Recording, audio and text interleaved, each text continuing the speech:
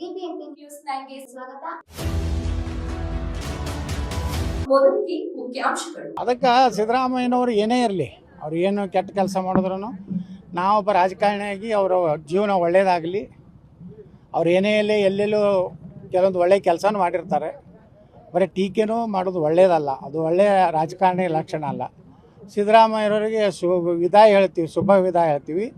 ಅದ್ರ ಒಂದು ಮಾತ್ರ 2026 ನಾವು ನೆನೆಸ್ಕೋಬೇಕಪ್ಪ. ಏನಂದ್ರೆ ಎಲ್ಲ ಹಿಂದೂ ವಿರೋಧಿ ಮುಖ್ಯಮಂತ್ರಿಗಳ ಅಂತ್ಯ ಆಯಿತು. ಕೇರಳದಾಗ ಅಂತ್ಯ ಆಯಿತು, ಪಶ್ಚಿಮ ಬಂಗಾಳದಾಗ ಅಂತ್ಯ ಆಯಿತು, ಕರ್ನಾಟಕದಾಗ ಅಂತ್ಯ ಆಯಿತು, ಮತ್ತಿನ್ನೊಂದು ಯಾವ ರಾಜ್ಯ ಅದು ಅಂದರೆ ಅಲ್ಲಿ ತಮಿಳುನಾಡದಾಗ ಅದೂ ಒಂದು ರೀತಿ ಹಿಂದೂಗಳ ವಿರೋಧಿ ಸರ್ಕಾರ. ಯಾಕಂದ್ರೆ ದೀಪ ಹಚ್ಚಲಕ್ಕೆ ಅಲ್ಲಿ ಸ್ವಾಮಿ ಅಯ್ಯಪ್ಪನ ಇದಕ್ಕೆ ದೀಪೋತ್ಸವಕ್ಕೆ ವಿರೋಧ ಮಾಡಿದ್ರು ಅವರು ಹಿಂದೂ ಸಂಪ್ರದಾಯಕ್ಕೆ. ಇವು 4 ಮುಖ್ಯಮಂತ್ರಿಗಳ ಅಂತ್ಯ ಹಿಂದೂ ವಿರೋಧಿ ನೀತಿಯಿಂದ. ಇದು ಒಳ್ಳೆಯ ಬೆಳವಣಿಗೆ ದೇಶನಾಗ ನಡೀತಾ ಇದೆ. ಇವತ್ತು ಪಶ್ಚಿಮ ಬಂಗಾಳದಲ್ಲಿ ಏನು ಬದಲಾವಣೆ ಆಯ್ತಲ್ಲ, ಮಮತಾ ಬ್ಯಾನರ್ಜಿ ಇನ್ನೊಂದು ಅವಧಿ ಏನಾರು ಮುಂದುವರೆದಿದ್ರೆ ಪಶ್ಚಿಮ ಬಂಗಾಳ ಭಾರತದಲ್ಲಿ ಇರ್ತಿದ್ದಿಲ್ಲ, ಅಷ್ಟು ಕೆಟ್ಟ ಸ್ಥಿತಿ ಇತ್ತು.